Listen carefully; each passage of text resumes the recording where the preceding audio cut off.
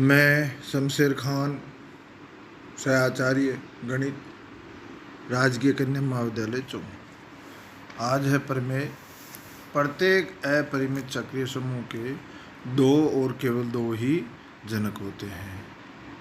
प्रत्येक अपरिमित चक्रीय समूह के दो और केवल दो ही जनक होते हैं। ये अपना प्रमेय है।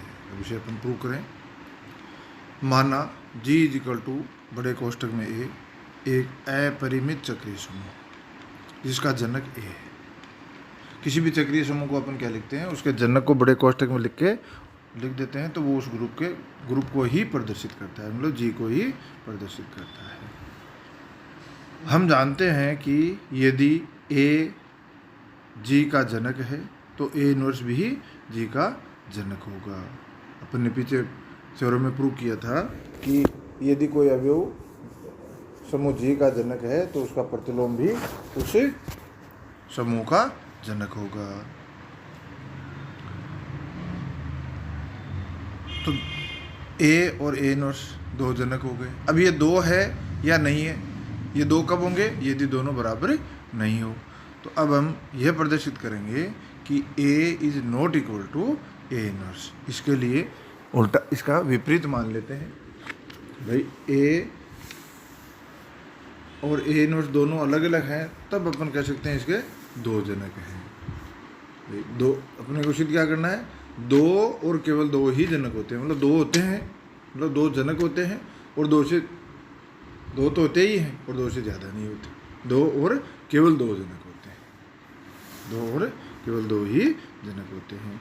तो अपन को पता है कि कोई अवयव A उसका जनक है, G को इक्वल टू कैपिटल A लिया, मतलब G एक समूह चक्रीय समूह है जिसका जनक A है। अपन ने पहले सिद्ध किया हुआ है कि किसी भी जनक, कोई भी अवयव किसी समूह का जनक है तो उसका प्रतिलोम भी उसका जनक होगा। अब यदि अपन ये प्रदर्शित कर दें कि A और A का प्रतिलोम मतलब A इनवर्स दोनों बराबर नहीं है, तो अपन कह देंगे कि एक चीज़ तो प्रूव हो जाएगी कि किसी भी अपरिमित समूह के दो जनक होते हैं, और बाद में प्रूव करेंगे केवल दो ही जनक होते हैं, केवल दो ही जनक होते हैं, मतलब तीसरा जनक नहीं होता, ये प्रूव करेंगे। तो सबसे पहले तो दो जनक होते हैं प्रूव करें, तो अपने को पता है कि A जनक है तो A इनवर्स भी G का जनक होगा, A इनवर्स भी G का जनक होगा। अब ये सिद्ध करने के लिए कि A is not equal to A inverse, अपन मान लेते हैं A और A इनवर्स बराबर है। अगर ये बराबर नहीं है तो विरोधाभास आ जाएगा, बराबर है तो अपन अपना वही मकसद खत्म हो जाएगा। तो अब ये बराबर कभी बराबर नहीं होगा। अपरिमित चक्रीय समूह में ये प्रतिलोम है, अवयव और अवयव जो जनक और जनक का प्रतिलोम बराबर नहीं होते। तो बराबर नहीं होते सिद्ध करने के लिए अपन मान लिया A is equal to A inverse. इसको अपन लिख सकते हैं A स्क्वायर A की घात 2 इक्वल टू E। इसका मतलब order of A equal to 2 नहीं, order of A less than equal to 2। जो मेरे ने आपको बार बार किसी अवयव की कोटि, अवयव के ऑर्डर के बारे में बता रखा है कि वह छोटे से छोटा धन पूर्णांक जिसके लिए उस अवयव की घात करें तो वो E आ जाए, तो अपन कह सकते हैं कि वो उसका ऑर्डर है, उसकी कोटि है। घात किसी मतलब अवयव की पूर्णांक घात, अब जैसे किसी का ऑर्डर 2 है, आयोटा की घात 4 करें तो भी तत्समक 1 आता है, आयोटा की घात 8 करें तो भी तत्समक 1 आता है। पर वह छोटे से छोटा मतलब 4 से छोटा धनात्मक पूर्णांक संभव नहीं है कि आयोटा की घात लगाएं तो 1 आ जाए। तो इसी प्रकार तो अगर A की पावर 2 इक्वल टू E है, इसका मतलब ऑर्डर ऑफ A या तो 2 है या 2 से छोटी कोई संख्या है। तो order of A is less than equal to 2। और अपन ने ये सिद्ध कर रखा है कि किसी चक्रीय समूह का जनक किसी चक्रीय समूह का ऑर्डर उसके जनक के ऑर्डर के बराबर होता है। तो order of G less than equal to G 2, और जो कि G विरोधाभास है क्योंकि G क्या है, अपरिमित है। अपरिमित है तो उसका ऑर्डर 2 से मतलब अपरिमित ही होता है, अनंत होता है। तो order of G less than equal to 2, less than equal to 2 का ये क्या है, जो कि विरोधाभास है, क्योंकि जी अपरिमित है। अतः A is not equal to A नोस। ए और ए नोस को बराबर लिया, जो कि विरोधाभास हो गया, तो अपन कह सकते हैं A is not equal to A नोस। अर्थात जी के दो जनक ए तथा ए नोस, जी के दो जनक ए तथा ए नोस है। अब हम यह सिद्ध करेंगे कि इन दो जनक के अतिरिक्त अन्य कोई जनक नहीं है। तो इसके लिए माना ए की power M belongs to G, M is not equal to plus minus one, मतलब ए की power M belongs to G ऐसा है जो न तो ए है और न ए नोस। M is not equal to plus minus one का मतलब ए की पावर वन और ए की पावर माइनस वन, न तो ए है और न ए नोस है। दो तो अपने प्रूव कर दिए, तो इसका मतलब इसके अतिरिक्त कोई अवयव है, जी का अन्य कोई अवयव है। चूँकि जी चक्रीय समूह है तथा ए बिलोंग्स टू जी, तो ए जनक, मतलब अगर ए की पावर एम जी का जनक है तो जी के सभी अवयवों को ए की पावर एम की पूर्णांक के रूप में व्यक्त किया जा सकता है। तो ए बिलोंग्स टू जी है, ए बिलोंग्स टू जी है, तो ए भी ए की पावर एम की पूर्णांक के रूप में व्यक्त किया जा सकता है। तो A is equal to A की पावर एम की power N, then A is equal to A की power M N, then A M N minus one is equal to E, then A की power M N minus one is equal to A की power zero, A की M N is equal to one. तो या तो M is equal to N is equal to one, या M is equal to N is equal to minus one, जो कि विरोधाभास है। क्यों? क्योंकि अपने लिए क्या था, M is not equal to plus minus one, अतः ए की power M belongs to G, M is equal to plus minus one समूह जी का जनक नहीं हो सकता। समूह M is not equal to plus minus one समूह जी का जनक नहीं हो सकता। परिणामतः अपरिमित चक्रीय समूह के दो और केवल दो ही जनक होते हैं। इस थ्योरम को आप जब तैयार करो तो थ्योरम देखते आपको याद आना चाहिए कि भाई दो और केवल दो जनक होते हैं, तो आपको ये ध्यान करना है कि अपने जो जनक है उसका इन्वर्स भी उसका जनक होता है। ये अपने को पता है, पहले प्रूव कर चुके, तो इसको अपनी भाषा में लिख दें। इसमें भाषा पे आपको नहीं जाना है, भाषा पे बाउंडेड नहीं होना है। भाषा आप जो कुछ कर रहे हो अपनी भाषा में लिखो, कोई गलत नहीं होगा, कंसेप्ट सही होना चाहिए। फिर अपने को बताना पड़ेगा कि ए और ए इन्वर्स बराबर नहीं होते, तो अपन ए और ए इन्वर्स बराबर है लेके ए और ए इन्वर्स बराबर है लेके विरोधाभास बताना है, और विरोधाभास होगा तो इसका मतलब बराबर नहीं होते। तो इसका मतलब ए, इसमें याद रखने की चीज़ यही है कि जनक ए है तो ए इन्वर्स भी जनक होगा, और वो दो हैं या दोनों समान है, इसके लिए अपने को दोनों अलग अलग प्रूव करने हैं। तो ये अगली चीज़ याद रखनी है कि दोनों को अलग अलग प्रूव करना है। प्रूव अलग अलग भिन्न भिन्न प्रूव करने के लिए उनको बराबर ले लेना है, बराबर लेके आगे बढ़ो और आगे जाके प्रूव कर देते हैं कि A is not equal A inverse. तो इस थ्योरम को याद रखने के लिए आपको एक स्टेप तो याद रखना है कि इनको अलग अलग दो जनक और जनक के प्रतिलोम को अलग अलग भिन्न भिन्न प्रूव करना है। फिर इन दोनों के अतिरिक्त एक अवयव लेना है, इन दोनों के अतिरिक्त एक अवयव लेना है ए की पावर एम, जो कि इन दोनों के अतिरिक्त है और जी का जनक है। जो जी का जनक है तो इस चीज़ को भी अपने को आगे जाके लेना है कि ए की power M belongs to G और M is not equal to plus minus one.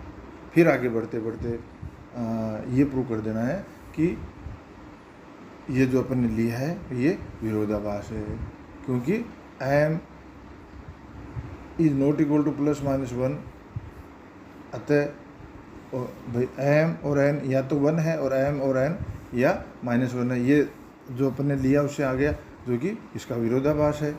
तो विरोधाभास है इसका मतलब ए की power M belongs to G, A not equal to plus minus one G का जनक नहीं हो सकता। परिणामतः अपरिमित चक्रीय समूह के जनक के दो और केवल दो ही जनक होते हैं।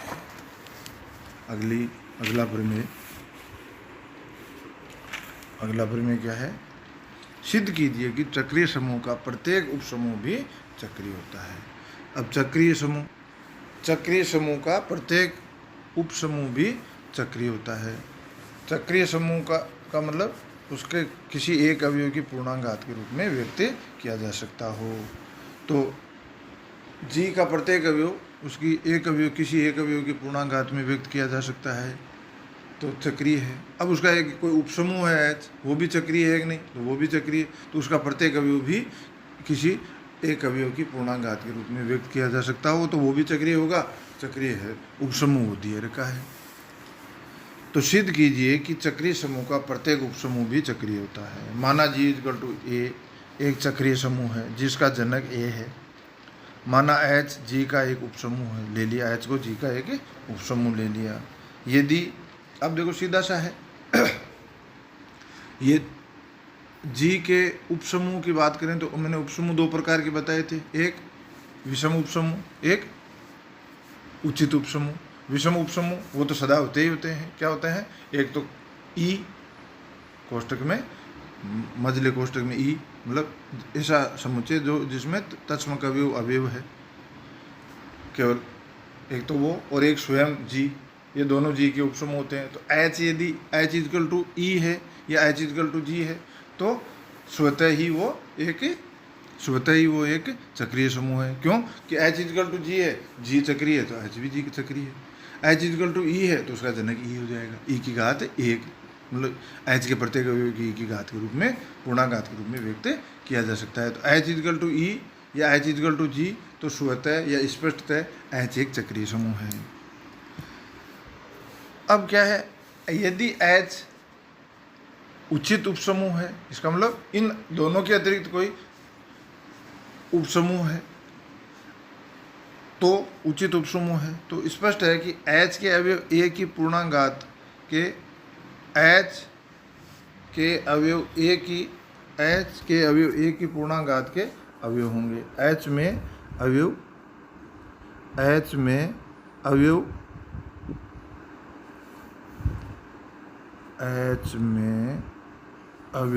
ए की पूर्णांक घात के अवयव होंगे। क्यों होंगे भाई? क्योंकि एच में जी के अवयव होंगे। एच उपसमूह है तो उपसमुच्चय है, तो उसमें सारे के सारे अवयव है वो जी के ही अवयव होंगे, और जी में ए की पूर्णांक घात के अवयव है। ठीक है।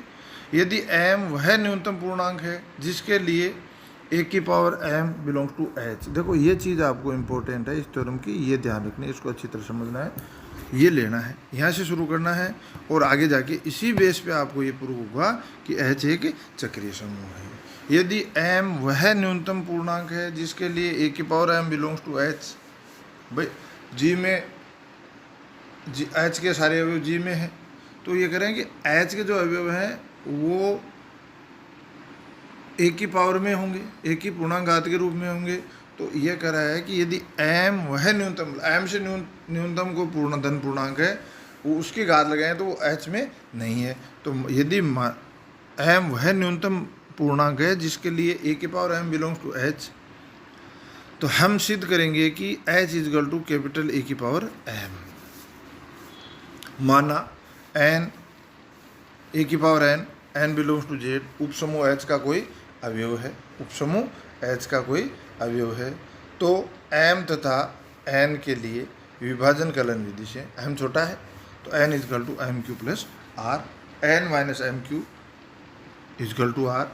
चूँकि एच एक उपसमूह है तथा ए की power M belongs to H है, एच एक उपसमूह है तथा ए की power M belongs to H है, तो ए की पावर एम की power Q belongs to H. क्यों का भाई उपसमूह है तो वो संक्रिया के लिए समर्थ है, तो ए की पावर एम इंटू ए की पावर एम मतलब ए की पावर 2m, ए की पावर एम इंटू ए की पावर एम इंटू ए की पावर एम, ए की पावर 3m। इस प्रकार ए की पावर एम की power Q belongs to H, या ए की power M Q belongs to H, या ए की power M Q inverse belongs to H. क्योंकि उपसमूह है तो उसका प्रत्येक अवयव का प्रतिलोम भी विद्यमान होगा, तो ए की power minus M Q belongs to H. पुनः ए की power M belongs to H, A की power minus M Q belongs to H, then A की पावर एन ए की power minus M Q belongs to H, या A की power N minus M Q belongs to H, या A की power R belongs to H, परंतु M वह न्यूनतम धन पूर्णांक है जिसके लिए ए की power M belongs to H, तथा आर क्या है, R is less than M है, R is less than M है। तो इसका मतलब एम से छोटा धन पूर्णांक तो हो ही नहीं सकता, एम से छोटा धन पूर्णांक तो हो ही नहीं सकता, मतलब एम से छोटा धन पूर्णांक आर संभव नहीं है कि ए की power R belongs to H. अतः ए की power R belongs to H तभी संभव है जब आर इजकल टू 0। अतः ए की power N is equal to M Q, या ए की power N is equal to A की पावर एम क्यू, या ए की पावर एम की पावर क्यू।